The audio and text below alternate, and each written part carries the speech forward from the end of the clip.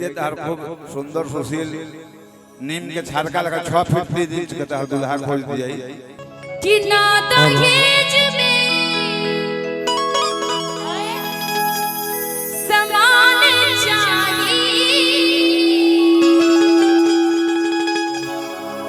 कि ना दहेज में समान चाहिए कि ना दहेज में समान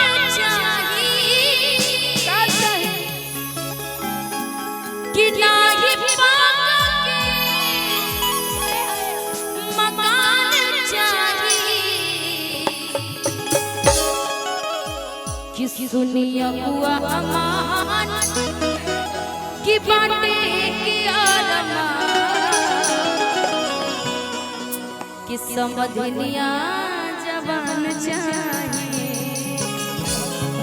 हाँ चाहिए कि समझनिया जवान चाहिए। कैसे कहता है संजय जी म्यूजिक से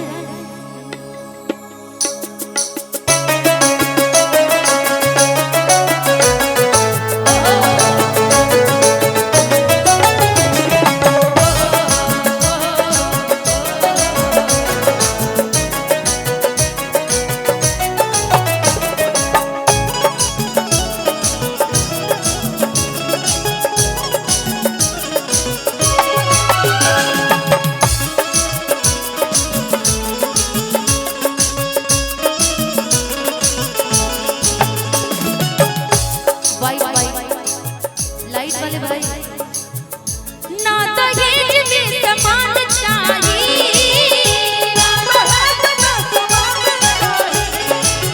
कि ना ही पाका के मकान चाहिए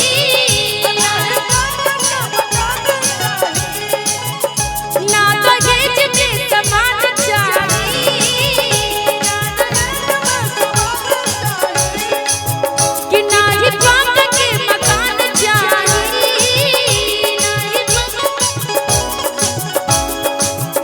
सुनी अबुआ मान बाटे और मान समझनिया जवान चाहिए सुनी अबुआ मान बाटे और मान समझनिया जवान चाहिए ना दहेज में समान चाहिए ना ही पाका के मकान चाहिए और आज दो रिश्ता हमारे अपने निकल गए। अमीर भाई इधर से लड़की पार्टी और इधर से हमारे ओझा भाई लड़का पार्टी। अतः हम गाड़ी ऐसे से ले ले तो दोनों तरफ से रिश्तेदारी निकल गई लेकिन गाना के माध्यम से तो सुनाई के पड़ी कि ना दहेज में समान चाहिए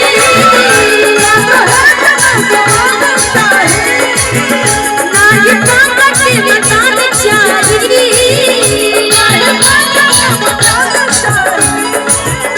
ना दहेज में समान चाहिए ना ही पाका के मकान चाहिए सुनी अबुआ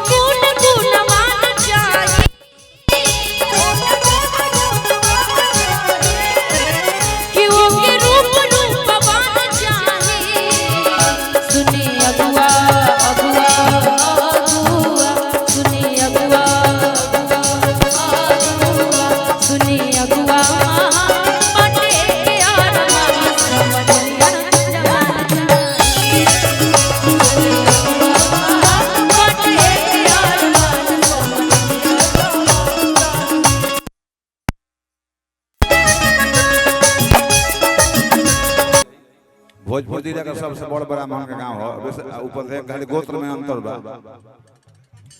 हमर पराशर गोत्र तो हमने का धृत कौशिक हो सकता गोत्र लड़े के ना चाहिए पंडित जी से ना होता निकल अब ऐसे बढ़िया तार उचित गांव कहीं नाम जैसन कल्चर खोजबो वैसन न ठीक है बटे तो हाइट के हिसाब से कहिए देने के 6 फीट के देख ले बाबा लेकिन डिमांड हुए रहे देखो तुम थोड़ा सा बन के मजाक कर दिए इन्होंने लेकिन कोई बात नहीं सीरियसली हमें लगता है कि सबसे बड़ा गांव पंडितों का 500 घर प्लस खाली उपाध्याय घर तो ये भी एक बड़ी सौभाग्य की बात होती है कि पूरे परिवार उपाध्याय परिवार में उपस्थित हो तो सबको बारंबार हार्दिक अभिनंदन है। आज के समय में लोग जलने वाले बहुत ज्यादा है ना जी जी आज के समय में लोग जलने वाले बहुत ज्यादा है आपके बगल में ही है कि लोग प्यार में जरता कि बदनाम सलाई कि नफरत के दुनिया में की है सच्चाई कि लोग प्यार में जरता कि बदनाम सलाई लेकिन फरमाइश बाजी मौका पे आइल बने सर विवाह गाली गीत के समधी जी और समधिनिया जी ये मैं कट रहा है अंकित भाई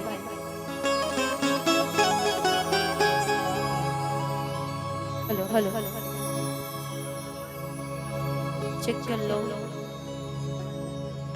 अरे शंख बजाने के लिए हम पंडित जी थे खुद ही काफी थे काहे शंख बजवा देते हो फिर फीलिंग आता है कि हम पंडित जी नहीं है फिर हम बजा लेंगे पूजा पाठ सब करवाते हैं पंडित जी तो मिलबे करी है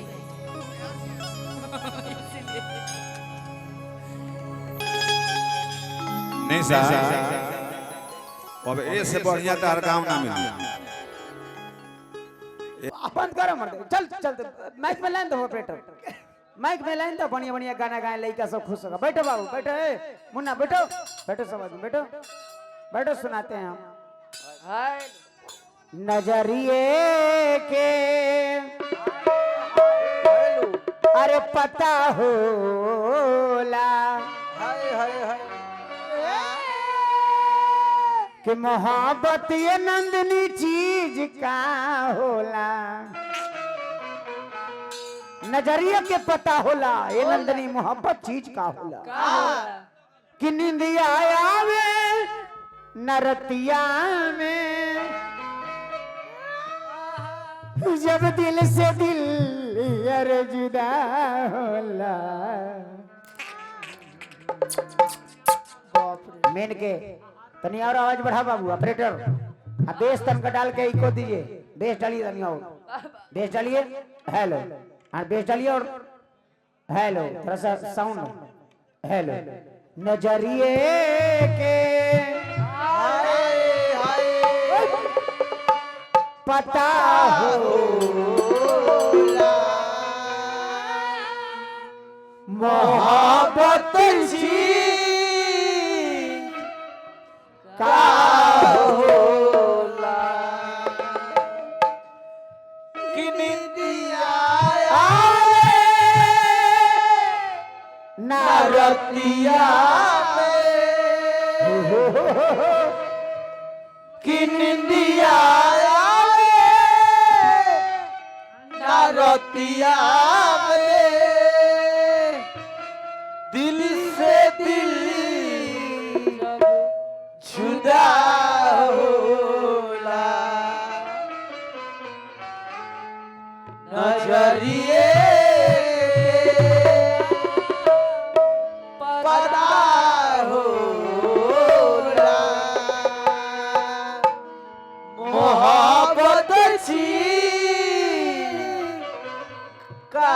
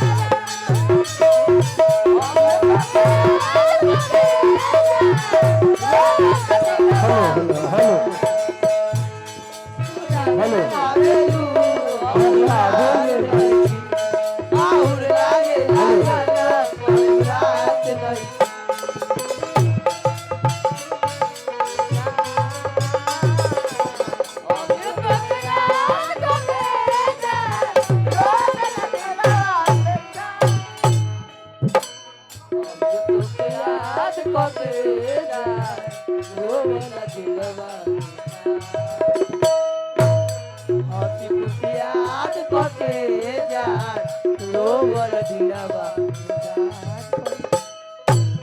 हंसी खुशी करके जा रोवर दिलवा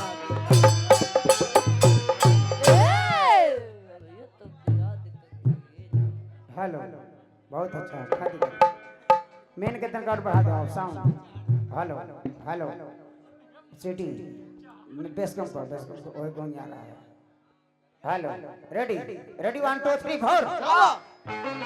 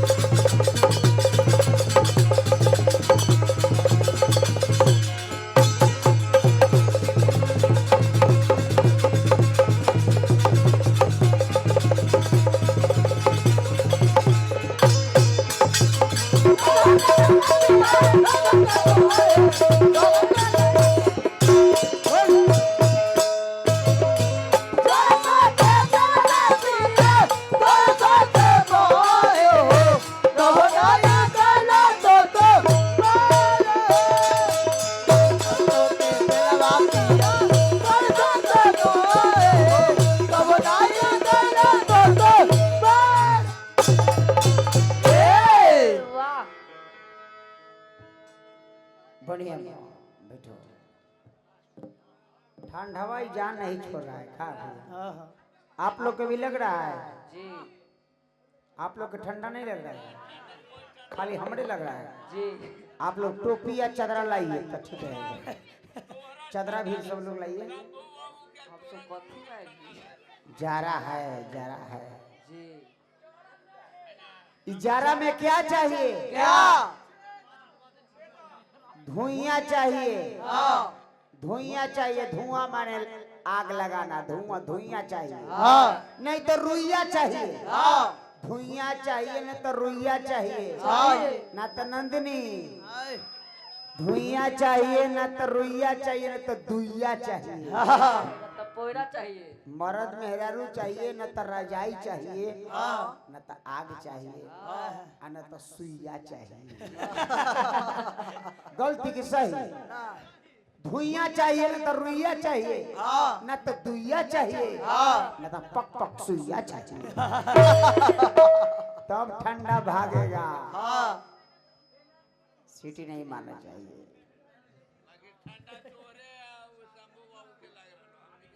कैसन बाप बेटा रहे मतारी कैसन रहली अपना बेटा के चीड़ देली उ साधु जी कैसन रहले कि ओकरा बेटा के मरवा देले या खा गइले जा हो साधु जी जो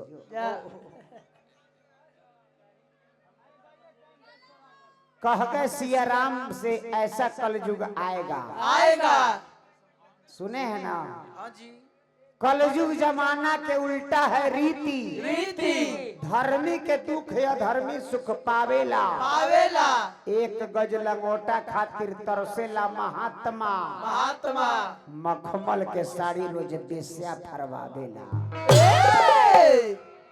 यह नु यह कलयुग है। हाँ आज गरीब लोग भूखे मर रहा है, हाँ अन्यथा साला मौज उड़ा रहा है। ओकरा पैसा के कमी नहीं है, नहीं। आपके बेटा इलाज बिना मर गया, हाँ आपका मेहरारू डिलीवरी बिना प्राण छूट गया, हाँ कोई कोई के पास रुपया के कमी नहीं है। नहीं नंदनी तनी एने आओ।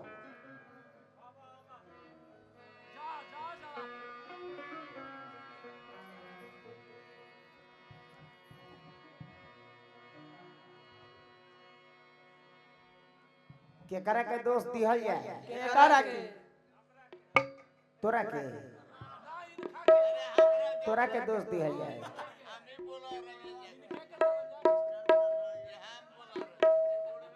8 बजे रात के सारी मंदिर में ताला लग जाता है। हाँ काहे? काहे?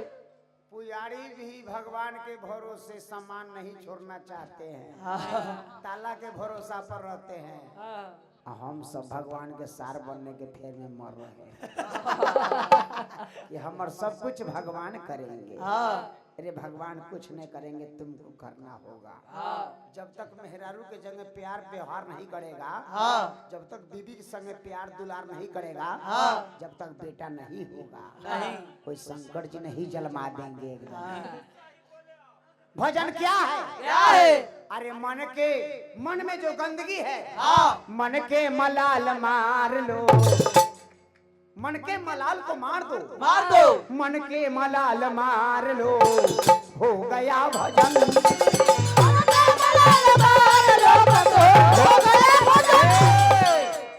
मन के मलाल मार लो, हो गया भजन। मन के मलाल मार लो, मार लो। अरे हो गया भजन। ए नंदनी आदत अपन सुधार लो, सुधार लो। भैया भजन क्या है? क्या है?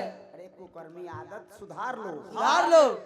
एगो रहरी में से आवत रहे, एगो गंगा निहैले आवत रहे। हाँ दूर से बोलता रे। एगो रहरी में से एगो गंगा निहैले, दीदी के दोनों हम तू बरोबर है। बरोबर है। एगो रहरी में से आवत रहे जय भैया, हाँ एगो गंगा निहैले, दीदी के हम तू बरोबर है। बरोबर है। तो दोनों गइल गंगा जी के पास सकस के गंगा माई, ए हम दोनों बरोबरे कैसे भइनी? कैसे? हम गंगा निहा के आवतनी, ए रहरी में से आवतनी। हाँ बड़की बहिया कलश के गंगा माई, ए एको दिन यदि हम गंगा निहाय से नागा कैले हो खब, माने एको दिन निहाय से छोड़ देले हो खब, तो हमरा के पार मत करी हो। ना माने हम कौन दिन नहीं खिनी हैले, हम सब दिन निहैले बानी, एको दिन नागा कर दिए होंगे, माने एको दिन छोड़ दिए होंगे, तुमको पार नहीं करना। हाँ तो रहरी में से उतरे उहो कलश की गंगा माई, एको लड़का बूढ़ जवान के हम यदि बात कटले हो खब, कोनो के हम बात काट दिए होंगे तो हमको भी पार नहीं उतारिएगा। हाँ तो इहो कोनो के बात ना कटले रहे, हम हो कहियो गंगा निहाय के ना छोड़ले रहे, तब दोनों पार हो गए नहीं कि ना? हाँ हम दोनों पार हो गए कि नहीं? हाँ कुकर्म कहाँ है? कहा? जहाँ बलजोड़ी करते हैं तहाँ, और जहाँ प्यार से करते हैं वही हमको पाप नहीं लगेगा। नहीं। लंगड़ा में मन भर रहा है तब ना सट रही है, हाँ बलजोड़ी करेंगे तो बलात्कार है, है इसका मन से करेंगे तो प्यार है। है मन के मला, अरे भाई तू लोग तो सिखावे लगा थोड़ा, इसका मतलब सीख के आना होगा, नहीं तो नहीं आना होगा हमको। हाँ बोलेंगे नहीं, गाएंगे नहीं तो कोई एगो रुकेगा, कोई एगो रुकेगा। मन के मलाल मार लो, हो गई भजन। मन के मलाल मार लो, हो गई भजन। भजन। अरे आदत बुरी सुधार लो, आदत बुरी सुधार लो, हो गई भजन।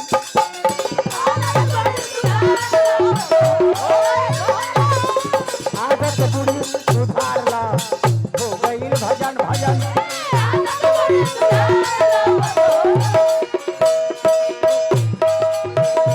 के बनायो जागंती बजने आयो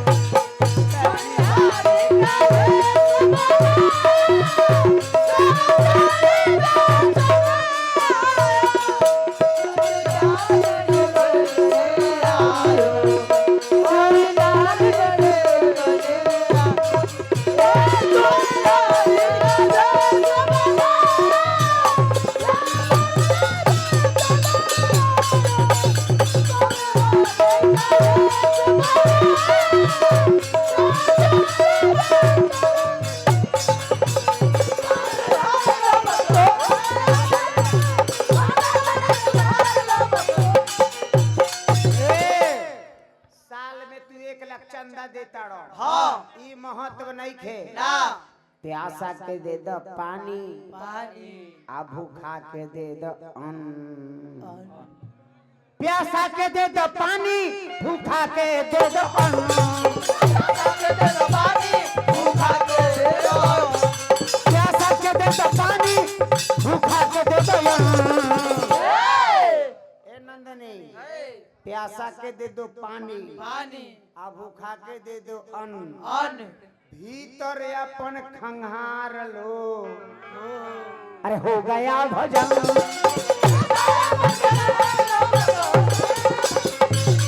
मन के मलाल मार लो हो गया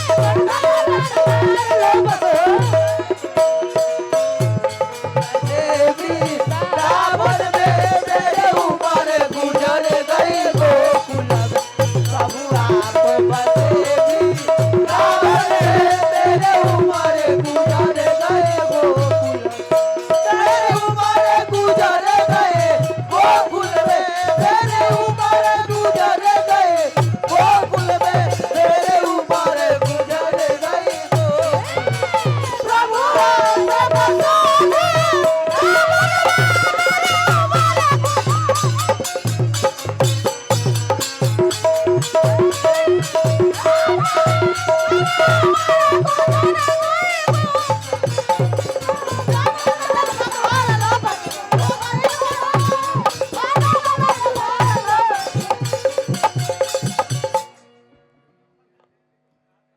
और का बा राजा निर्भय भैया का नाम है निर्भय और भजन क्या है क्या है दूसरा के धन के बुझो माटी दूसरा के बेटी के बहन पर धन के बुझा माटी माटी पर तिरिया के बहन बहन पर धन के बुझा माटी पर तिरिया के बहन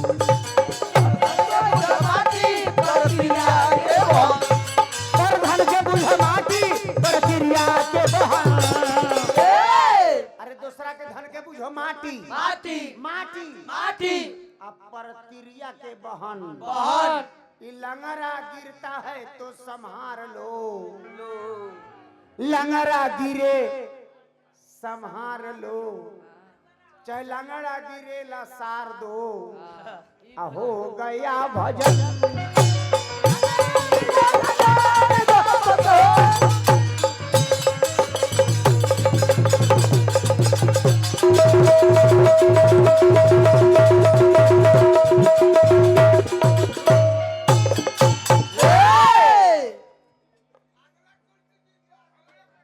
बैठिए एगो निर्गुण सुनाते हैं हाँ ई दुनिया में केहू न रही